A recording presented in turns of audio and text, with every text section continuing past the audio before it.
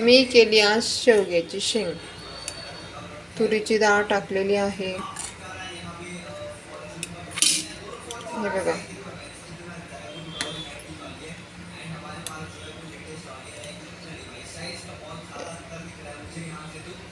तुरीची डाळ मी दाखवते, पण ती वाफेमुळे दिसत नाही व्यवस्थित.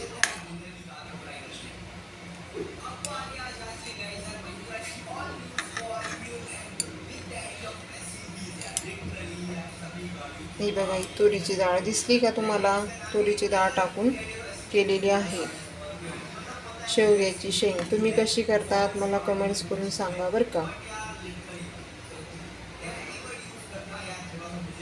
मसाल्याची पण छान लागते आणि शेंगदाण्याचं कूट वगैरे टाकून बनवलेली आहे मी. ही पण छान लागते.